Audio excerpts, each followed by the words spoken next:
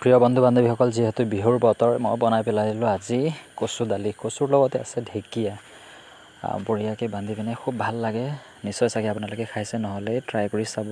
সৰু বিলাহীৰ লগত কচু আৰু ঢেকীয়া দালি খুব বঢ়িয়া লাগে। আগে পিছে খাই থাকোঁ, তাকে আজি মই টাইম লৈ পিনে ওলাইছোঁ, যিহেতু বিহুৰ বতৰা ভাল লাগে খাই মেলি। তাৰপিছত ঢেকীয়া যেন তেনে বিচাৰি আনি পিনে তাৰপিছত বান্ধি লৈছোঁ। বান্ধি লোৱাৰ পিছত কুকাৰত দি লৈ পিনে চিটি মাৰি দিব লাগিব। তাৰপিছত দালি গোটেইখিনি বস্তু দি দিব লাগিব, বিলাহী জলকীয়া গোটেইখিনি খুব ভাল লাগে, বঢ়িয়া লাগে। দালি কৰি ল'ব লাগে, কেঁচা জলকীয়া দিব লাগে। তাৰপিছত দালি দিব পাৰিব আপোনালোকে, যি দালি বিচাৰে। ধৰক মচুৰ দালি দিব পাৰিব, মুগ দালি দিব পাৰিব, মাটি দালি দিব পাৰিব। গোটেইখিনি বস্তু দি লৈ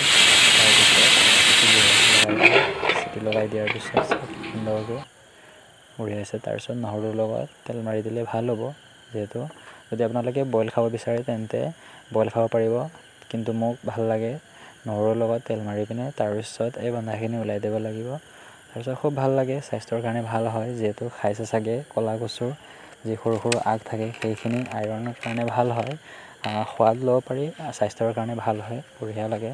তাৰপিছত ভাতৰ লগত এয়া ছিজনৰ ছজিনা, তাৰপিছত খাই মেলি চাইছোঁ, খুব সুন্দৰ লাগিছে। আপোনালোকে ট্ৰাই কৰিব।